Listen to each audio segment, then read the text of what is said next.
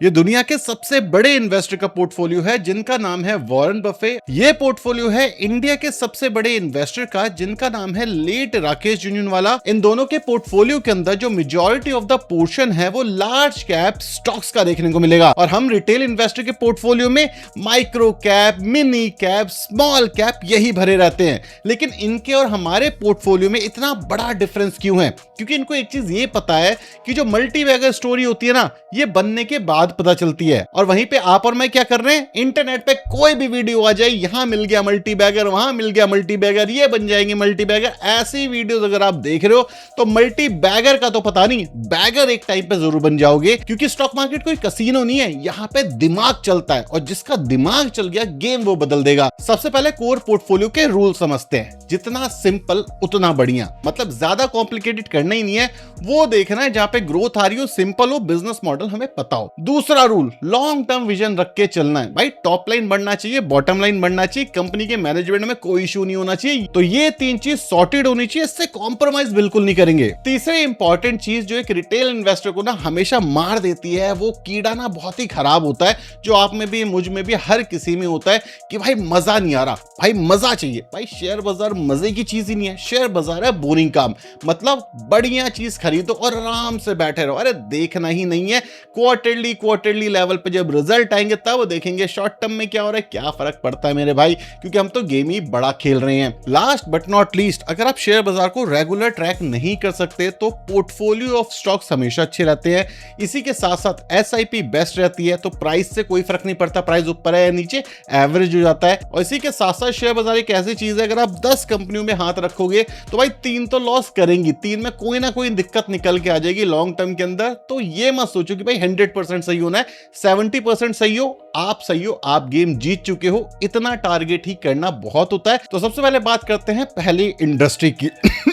तो इस समय पे क्या हो रहा है ना कि बहुत सारे लोग बीमार चल रहे हैं। अब जब बीमारी आती है तो सबसे पहले आदमी कहां जाएगा? भाग करके हॉस्पिटल जाएगा, पैसा हो पैसा ना हो अपने अपने हिसाब से, छोटे बड़े में।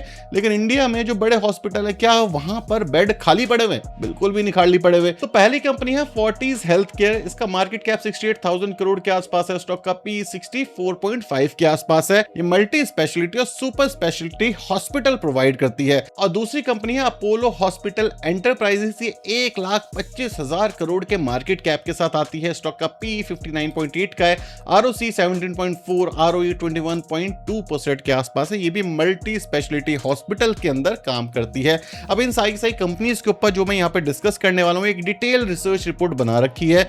बिजनेस मॉडल क्या है, रेवेन्यूज कैसे बढ़ रहे हैं, कौन कौन से ऑर्डर बुक है इन कंपनीज के पास, ये सब आपको उस पीडीएफ में मिल जाएगा। अब जरा मुझे आप एक चीज बताओ कि आपको सोना पसंद है? मतलब सोना, नींद वाला सोना नहीं, गोल्ड पसंद है? अगर गोल्ड पसंद है तो आपको ये भी पता होगा कि भाई लास्ट 10 साल के अंदर गोल्ड ने इन्फ्लेशन को बीट करा है। इसी के साथ साथ शादियों का मौसम भी आ रहा है, और जो सोना है ना वो काफी सारे घरों को बचा के रखता है, बुरे टाइम पे काम भी आता है। तो इंडिया के अंदर सोने की जो डिमांड है, क्या लगता है आपको खत्म हो जाएगी? मुझे लगती है इसमें प्रोबेबिलिटी काफी कम। लेकिन जो सोना है वो बड़ा महंगा है। आप बोलोगे यार ये तो मुश्किल है भाई, 1.5 लाख रुपए का 10 ग्राम सोना आ रहा है, कैसे ले ले? मैं कह रहा हूं सोना लेने की जरूरत ही नहीं है भाई, सोने वाला बिजनेस ले लेते ना। क्यों? क्योंकि भाई अगर सोना बढ़िया काम करेगा, हमारे डिमांड, तो भाई बिजनेस भी अच्छा काम करेगा। इंडिया के सबसे बड़ी सोने में डील करने वाली कौन सी कंपनी है? टाइटन कंपनी है। ये इंडिया की मोस्ट रिस्पेक्टेड लाइफस्टाइल कंपनी है। ये कंपनी काफी अलग अलग कैटेगरी में भी डील करती है, जैसे कि वॉचेस, ज्वेलरी, आईवेयर कैटेगरी के अंदर। कंपनी का मार्केट कैप 4,49,000 करोड़ के आसपास है, स्टॉक का पी 77.1, आरओसी 20.5 का है, आरओई 37.7 का। अब आप बोलोगे भाई ये 4.5 लाख करोड़ का मार्केट कैप हो गई, तो बहुत बड़ी कंपनी है, जायंट बन गई है। तो मैं कहता हूं ठीक है भाई, 5 साल में क्या हुआ भाई? तगड़ा ट्रेंड देखने को मिला। 1 साल में तगड़ा है, 10 साल में तगड़ा है। तो भाई अगर कोई कंपनी बढ़िया कर रही है तो भाई वो ऊपर ही जाएगी ना, ये तो ऑब्वियस है ना। मार्केट कैप तो एक्सपेंड होता है, कंपनियां अगर अच्छा कर रही है अब वो करना बंद थोड़ी कर देगी क्योंकि मार्केट कैप बड़ा हो गया है ना, ऐसा तो नहीं होता। तो इसीलिए पहली कंपनी है हमारी वॉच लिस्ट में टाइटन। अब जब सोना खरीद के रखा हुआ है तो भाई बुरे समय में सोना काम भी बहुत आता है। तो इसीलिए गोल्ड फाइनेंस कंपनी हम कैसे मिस कर सकते हैं? इंडिया की लीडिंग कंपनी कौन सी है भाई साहब? मुथूट फाइनेंस इंडिया की एक एनबीएफसी कंपनी है जो कि गोल्ड लोन प्रोवाइड करती है। अब ये जो सेगमेंट है इसके अंदर भी प्लेयर आ रहे हैं, लेकिन Muthoot finance as of now one of the biggest company है। अगर हम इसके मार्केट कैप की बात करें तो 1,14,000 करोड़ के आसपास का है। स्टॉक का पी 10 के आसपास का है। यहाँ पे प्राइस टू बुक देखना होता है जो कि 2.83 है और रिटर्न ऑन एसेट 6.46। मतलब क्या है, ये सिक्योर लेंडिंग में काम करती है। मतलब जो आपको लोन दिया उसके बदले सोना रखा हुआ है, अगर आप पैसे नहीं दे पाओगे तो सोना क्या होगा, गए हो, है ना। तो इसी वजह से लोग बोलेंगे यार ये भी बड़ी कंपनी है। मैं बोलूंगा भाई ट्रेंड देखा करो ना, 5 साल 3 साल 1 साल 10 साल। भाई अगर कंपनी बढ़िया कर रही है तो आपको ट्रेंड दिख जाएगा। तो जैसे लोग स्मॉल कैप ढूंढने जाते हैं, आपको आंसर यहाँ पे मिल गया होगा वीडियो में। अब मेरा ना एक और क्वेश्चन है आपसे कि आपकी जेब में कितने पैसे पड़े हुए हैं। मैं देख के बताता हूँ। मेरे पास ना ये बैग है, इसके अंदर मैं काफी सारे पैसे रख लेता हूँ। तो मेरे पास भाई काफी सारे चिल्लड़, मतलब काफी सारे चिल्लड़ और कुछ पैसे पड़े हुए हैं। आपकी जेब में कितने पड़े हैं? 500 रुपए, 1000 रुपए, 2000 रुपए, 10,000 रुपए, 50 लाख रुपए। अगर लाख रुपए से ज्यादा है तो मत बताना, वरना इनकम टैक्स वाले देख लेंगे, घर आ जाएंगे आपके और मैं खुद भेज दूंगा उन्हें। ठीक है, तो जो पैसा हमारे पास पड़ा होता है, हार्डली थोड़ा बहुत पैसा आपकी जेब में पड़ा होगा, बाकी सारा पैसा कहाँ है? बैंक में पड़ा हुआ है। तो इंडियन बैंकिंग सिस्टम को आप कैसे भूल सकते हो, क्योंकि भाई ये एक ऐसा सिस्टम है जो आप रोज यूज करते हो। और यहाँ पे बात करते हैं इंडिया के one of the biggest government bank की, जिसका नाम है स्टेट बैंक ऑफ इंडिया। इसका मार्केट कैप 9,67,000 करोड़ के आसपास है। स्टॉक का पी 11.5 का है। आरओसी 16.13 और आरओई जिसको हम रिटर्न ऑन इक्विटी कहते हैं वो 15.4 का। आप बोलोगे भाई ये तो बहुत बड़ी कंपनी है, क्या होगा इसका? चलो इसका थोड़ा डेटा देखते हैं, 3 साल का डेटा देखते हैं। हाँ भाई एक ठीक ठाक अप ट्रेंड दिख रहा है। 5 साल का देख लेते हैं, अप ट्रेंड है। 10 साल का देख लेते हैं, अप ट्रेंड है। तो मैं इसको आगे और ज्यादा नहीं दिखाऊंगा। क्यों नहीं दिखाऊंगा? क्योंकि ये सेम पैटर्न आप जितने भी स्टॉक्स हम यहाँ पे डिस्कस करेंगे सब में देखने को मिलेगा आपको। दूसरा है हमारा प्राइवेट सेक्टर में इंडिया का सबसे बड़ा बैंक जिसका नाम है आईसीआईसीआई बैंक। 10 लाख करोड़ के आसपास का इसका मार्केट कैप है। स्टॉक का पी 17.9, आरओसी 7.18, आरओई 15.9 के आसपास है। प्राइस टू बुक भी अच्छा दिख रहा है, रिटर्न ऑन एसेट भी ठीक है। इसके अंदर भी आप देखोगे तो लॉन्ग टर्म के अंदर जो ट्रेंड लाइन है वो हमें काफी ज्यादा स्ट्रॉन्ग देखने को मिल रही है। तो ये वो कंपनीज हैं जो कि टू बिग टू फेल वाली कैटेगरी में आ जाता है। आपको क्या लगता है कि कल आईसीआईसीआई बैंक बंद हो सकता है? ये बहुत ही मुश्किल होने वाला है, क्योंकि आरबीआई इसको काफी टाइटली रेगुलेट करता है। जैसे एचडीएफसी के केस के अंदर हमने देखा तो उसको भी टाइटली रेगुलेट करा हुआ है। तो निम्न रेशियो का प्रॉब्लम है वहां पे मेनली। तो ये दो बैंक इस समय पे ऑफिशियली क्लीन दिख रहे हैं। पब्लिकली अवेलेबल जो डेटा है उसके बेसिस के ऊपर आगे अगर कुछ होता है तो फिर उस समय पर देखेंगे, अपनी पोर्टफोलियो के अंदर स्टॉक को हटा और ऐड कर सकते हैं। अब एक छोटा सा क्वेश्चन है, इसका आंसर भी देना। क्या आपको इंडिया की ग्रोथ स्टोरी पे भरोसा है? अगर हाँ तो पोर्ट्स उसके अंदर बहुत ज्यादा इंपॉर्टेंट रोल अदा करने वाले हैं। रिसेंटली आपने देखा हुआ स्ट्रेट ऑफ हॉर्मुज बंद हो गया, ऑयल के प्राइसेस बढ़ गए। मतलब क्या है कि स्ट्रेट ऑफ हॉर्मुज के थ्रू जो शिप्स गुजरती हैं वो बहुत इंपॉर्टेंट है। अब जब शिप गुजरती है तो भाई उनको पोर्ट चाहिए जहां पे वो लोड करेंगी, है ना। ये चीजें आपको पता होंगी। तो इंडिया की सबसे बड़ी प्राइवेट पोर्ट बनाने वाली कंपनी कौन सी है? वो है हमारी Adani port and special economic zone limited. इसका जो मार्केट कैप है वो 3,87,000 करोड़ के आसपास का है। स्टॉक का पी 29.2, आरओसी 14.1 और आरओई 16.1 के आसपास है। यहाँ पर भी जो आपकी ट्रेंड लाइन है वो आप आसानी से देख सकते हो लॉन्ग टर्म की कैसे हमें देखने को मिल रही है। अब जब इंडिया की ग्रोथ की बात हो रही है तो भाई पोर्ट के साथ साथ इंफ्रास्ट्रक्चर चाहिए, डेटा सेंटर भी आ रहे हैं, इसी के साथ साथ दुबई के इंफ्रास्ट्रक्चर में भी काम हो रहा है। अब यहाँ पर एक कंपनी है जो कि गवर्नमेंट के साथ मिल करके ना काफी सारे प्रोजेक्ट पे काम कर रही है और उस कंपनी का नाम है L&T। इसका मार्केट कैप 5,56,000 करोड़ के आसपास है। स्टॉक का P31, आरओसी 14.6, आरओई 15.9 के आसपास है। तो अगर इंडिया की जो ग्रोथ स्टोरी है ये चलती रहेगी, जो गवर्नमेंट है वो स्पेंड करती रहेगी, जो कि one of the biggest spender है हमारी इकोनॉमी के अंदर, तो ये दो जो कंपनीज हैं आपको क्या लगता है इनकी ग्रोथ खत्म होने वाली है? फ्रेंड और फैमिली वाला एंगल भी आपको पता होना चाहिए। तो इसी वजह से ये दो स्टॉक भी मेरी वॉच लिस्ट में हमेशा रहते हैं। 2020 के अंदर जब कोविड आया था ना तो इंडिया के अंदर एक चीज चेंज हो रही थी, लोगों के पास टाइम बचा था। अब जब लोगों के पास टाइम बचा था तो लोगों को एक चीज समझ आई कि भाई स्टॉक मार्केट एक गजब की चीज है और जो म्यूचुअल फंड इंडस्ट्री है उसके थ्रू एक रिटेल इन्वेस्टर आसानी से इन्वेस्ट कर सकता है।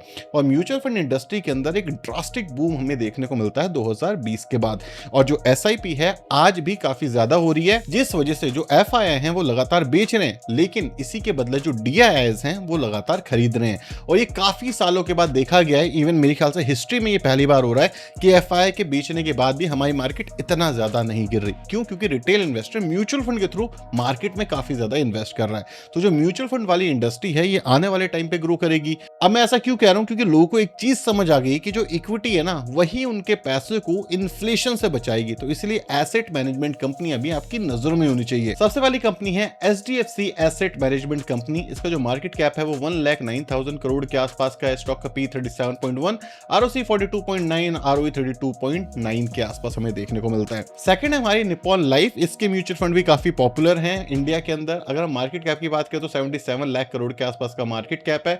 स्टॉक का P 47.6, ROC 43.8 का है, ROE 34.5% के आसपास हमें देखने को मिलता है। इन दोनों के भी आपको लॉन्ग टर्म चार्ट आपकी स्क्रीन के ऊपर देखने को मिल रहे होंगे। तो अगर आप ये सोच रहे हो कि भाई क्या हो गया और कितने लोग SIP करेंगे, अभी इंडिया के अंदर बहुत ही लिमिटेड जनता है जो कि SIP करती है। जैसे जैसे पर कैपिटा इनकम बढ़ेगी, जैसे जैसे ज्यादा से ज्यादा लोगों को SIP के बारे में पता चलेगा, आपको पता है जैसे आप लोग म्यूचुअल फंड स्टॉक्स के अंदर हैं वैसे ही वो लोग भी आने वाले हैं, वो कैसे बच जाएंगे।